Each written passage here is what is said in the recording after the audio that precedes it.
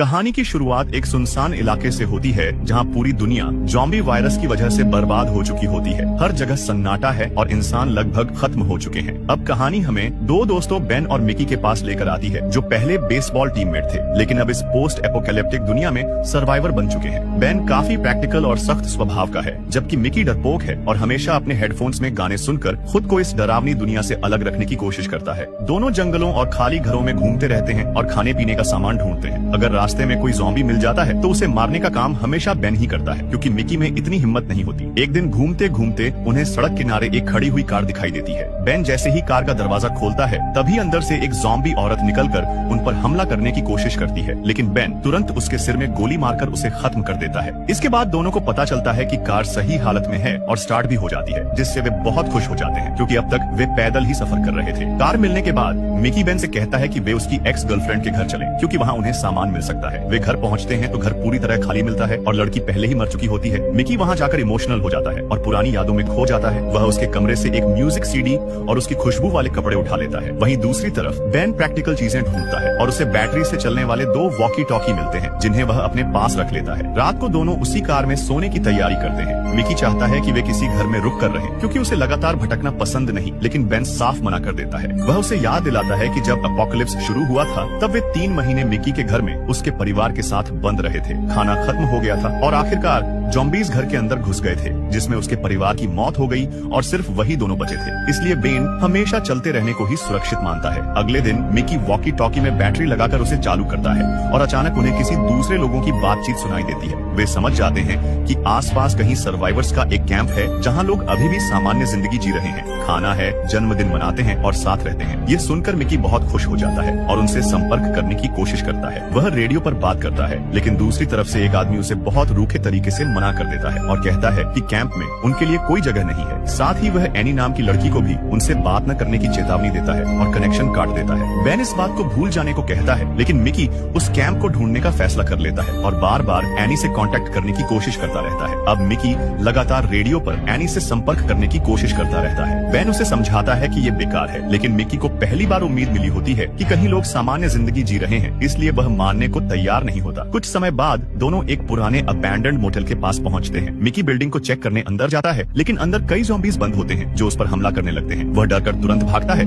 और बेन उसे बचाता है। बेन फिर उसे समझाता है कि उसे लड़ना सीखना होगा, लेकिन मिकी अब भी हथियार उठाने से डरता है। एक दिन बेन नदी में नहाने चला जाता है और मिकी कार में अकेला सो रहा होता है। तभी एक लड़की ज़ॉम्बी धीरे धीरे कार के पास पहुंचती है और अंदर आने की कोशिश करती है। मिकी की नींद खुलती है और वह बुरी तरह डर जाता है। वह बेन को आवाज देने लगता है, लेकिन बेन दूर होता है। कुछ देर बाद मिकी को समझ आता है कि ज़ॉम्बी कार का दरवाजा खोलना नहीं जानती और बस बाहर खड़ी उसे देख रही है। मिकी कई महीनों से अकेला और मानसिक रूप से टूट चुका होता है। वह उस ज़ॉम्बी लड़की को देखने लगता है और उसकी इंसान वाली पुरानी शक्ल याद करके अजीब तरह से उससे इमोशनल जुड़ाव महसूस करने लगता है। तभी बेन वापस आता है और तुरंत उस ज़ॉम्बी को गोली मार देता है। बेन मिकी की हालत समझ जाता है, लेकिन कुछ नहीं कहता। अब दोनों के बीच तनाव बढ़ने लगता है। लगातार भटकने से मिकी परेशान हो चुका होता है। वह एक घर में रुकने की जिद करता है। बेन मजबूरी में मान जाता है, लेकिन वह मिकी का म्यूजिक प्लेयर छीन लेता है, क्योंकि लाउड म्यूजिक की वजह से ज़ॉम्बीज़ का खतरा बढ़ सकता है और मिकी आसपास की आवाजें सुन नहीं पाता। रात को मिकी फिर रेडियो पर एनी से बात करने की कोशिश करता है और इस बार एनी उससे बात कर लेती है। एनी उसे बताती है कि कैंप वैसा नहीं है जैसा वह सोच रहा है और अगर किसी ने उन्हें बात करते देख लिया तो उसे सजा मिलेगी। वह मिकी को कैंप ढूंढने से मना करती है। मिकी उससे मिलने के लिए बेन को छोड़ने तक को तैयार हो जाता है, लेकिन एनी कनेक्शन फिर काट देती है। उधर बेन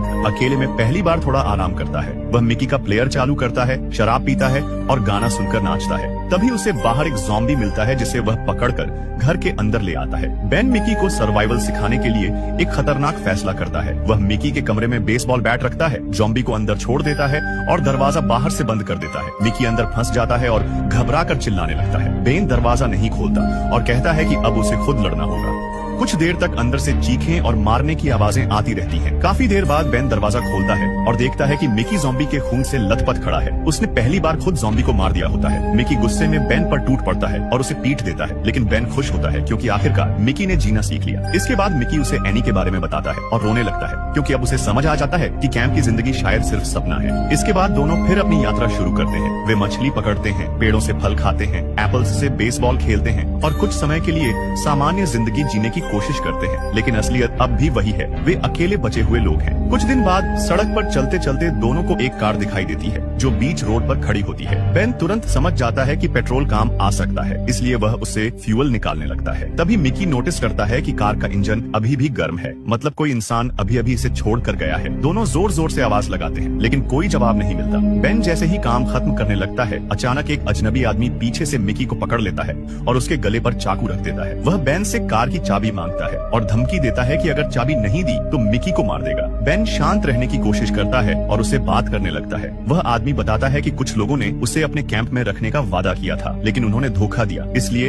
अब वह भाग रहा है। बेन कहता है कि चाबी इग्निशन में है और वह अपनी बंदूक फेंक देगा, बस मिकी को छोड़ दे। आदमी मान जाता है और मिकी को छोड़कर कार में बैठता है, लेकिन चाबी वहाँ नहीं होती। चाबी बेन की जेब में होती है। अपनी गलती समझते ही वह भागने लगता है। तभी बेन उसे गोली मार देता है। मिकी इस बात से हिल जाता है क्योंकि बेन ने बिना झिझक एक इंसान को मार दिया होता है। दोनों इस बात पर बहस कर ही रहे होते हैं कि तभी एक दूसरी कार वहाँ आकर रुकती है। अंदर से एक लड़की और एक बड़ा आदमी उतरते हैं। लड़की कहती है कि वे लड़ने नहीं आए, बस अबैंडन्ड कार लेने आए हैं। बेन सतर्क रहता है और बंदूक ताने रखता है। लड़की पूछती है कि कार का ड्राइवर कहाँ है। बेन झूठ बोलता है कि उसे ज़ॉम्बी ने काट लिया था, इसलिए उसे मारना पड़ा। लड़की बार बार सवाल पूछती है और तभी मिकी उसे पहचान लेता है। वह एनी होती है, वही लड़की जिससे वह रेडियो पर बात करता था। जैसे ही एनी समझती है कि वे वही लोग हैं, वह तुरंत बेन की टांग में गोली मार देती है और उन्हें धमकी देती है कि कैंप के पास आने की कोशिश मत करना। फिर वह उनकी कार की चाबी लेकर दूर घास में फेंक देती है और अपने साथी के साथ चली जाती है और दोनों चाबी ढूंढते रहते हैं, लेकिन नहीं मिलती। अंधेरा होने लगता है, इसलिए वे मजबूर होकर कार के अंदर ही रात बिताने का फैसला करते हैं। आधी रात को अजीब आवाजें आने लगती हैं। वे हेडलाइट्स ऑन करते हैं और देखते हैं कि चारों तरफ ज़ॉम्बीज का झुंड आ चुका है। बेन की चोट की वजह से वे भाग नहीं सकते। सुबह तक पूरी कार ज़ॉम्बीज से घिर जाती है। ज़ॉम्बीज कार को हिलाते रहते हैं, कांच पीटते रहते हैं और बाहर निकलना नामुमकिन हो जाता है। दोनों कार में फंस जाते हैं, न बाहर जा सकते हैं न मदद है। बेन गुस्से में मिकी को दोष देता है कि अगर उसने एनी के पीछे पागलपन न किया होता तो वे यहाँ न फंसते। समय बीतता जाता है, खाना पानी कम होने लगता है और दोनों समझ जाते हैं कि वे धीरे धीरे मरने वाले हैं। पागल होने से बचने के लिए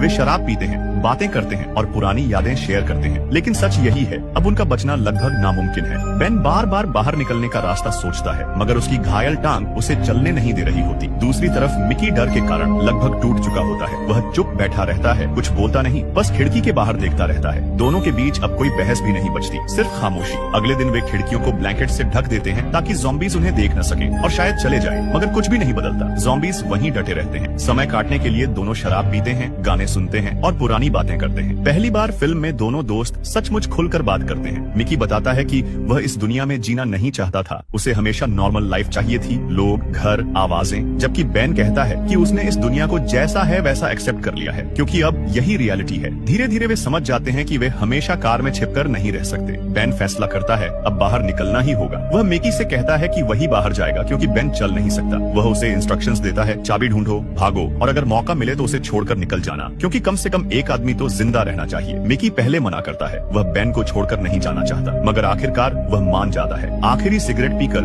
वह कार के ऊपर के हैच से बाहर निकलता है और धीरे धीरे ज़ॉम्बीज के बीच घास में चाबी ढूंढने लगता है। बेन अंदर बैठा उसका इंतजार करता है, शायद उसकी जिंदगी के सबसे लंबे मिनट। बहुत देर बाद ऊपर से नॉक की आवाज आती है। बेन जल्दी से हैच खोलता है और मिकी अंदर आता है, लेकिन बेन तुरंत समझ जाता है कुछ गलत है। मिकी कुछ बोल नहीं रहा होता, उसका चेहरा खाली होता है। फिर वह अपना हाथ दिखाता है, उससे ज़ॉम्बी ने काट लिया होता है। यह देखकर बेन पूरी तरह टूट जाता है। मिकी रोते हुए पूछता है अब क्या करें। दोनों जानते हैं कि ज़ॉम्बी बाइट का मतलब क्या है, कोई इलाज नहीं है। कुछ सेकंड की चुप्पी और फिर बेन मजबूरी में अपनी बंदूक उठाता है। वह अपने सबसे अच्छे दोस्त को देखता है और गोली मार देता है। गोली चलने के बाद बेन जोर से चीखता है। यह फिल्म का सबसे इमोशनल और पेनफुल मोमेंट होता है। इस दुनिया में उसका आखिरी अपना इंसान भी चला गया होता है। मिकी को मारने के बाद बेन पूरी तरह टूट जाता है। अगले कई दिन वह उसी कार में बैठा रहता है। वह कहीं नहीं जाता, न खाना ढूंढता है, न ज़ॉम्बीज से लड़ता है, बस खामोश बैठा रहता है, जैसे उसके अंदर जीने की कोई वजह ही नहीं बची हो। अब इस दुनिया में उसका कोई अपना नहीं होता। कुछ समय बाद वह वॉकी टॉकी उठाता है और पहली बार एनी से खुद बात करता है। उसकी आवाज पहले जैसी सख्त नहीं रहती। वह उसे बताता है कि मिकी मर चुका है और कैसे उसे अपने ही दोस्त को गोली मारनी पड़ी। एनी चुप रहती है। बेन उससे कहता है कि अगर वह जिंदा बच गया तो एक दिन उसे ढूंढकर मार देगा, क्योंकि उसी के कारण मिकी ने उम्मीद बांधी थी और उसी उम्मीद ने उसे मौत तक पहुंचा दिया। उसे एक पुरानी बात याद आती है, जब शुरुआत में वे मिकी के घर में फंस गए थे। उस समय उन्होंने ज़ॉम्बीज़ को घर के एक हिस्से में अट्रैक्ट किया था और दूसरी तरफ से भाग निकले थे। बेन वही ट्रिक दोबारा इस्तेमाल करने का फैसला करता है। वह मिकी का म्यूजिक प्लेयर तेज आवाज में चला देता है, कार की खिड़कियों से ब्लैंकेट्स हटा देता है और जानबूझकर आवाज करता है ताकि सारे ज़ॉम्बीज़ कार की तरफ आ जाएं। जैसे जैसे ज़ॉम्बीज़ इकट्ठा होते हैं वे सब कार के सामने जमा हो जाते हैं। फिर बेन धीरे धीरे कार के पीछे वाले ट्रंक से बाहर निकलता है। अगले सीन में हम बेन को सड़क पर अकेले चलते हुए देखते हैं। उसके पास अब लगभग कुछ नहीं होता, न खाना, न सही हथियार, न कोई साथी। फिल्म यहीं खत्म हो जाती है, एक ऐसी कहानी के साथ जहां दुनिया खत्म हो चुकी है लेकिन दोस्ती, अकेलापन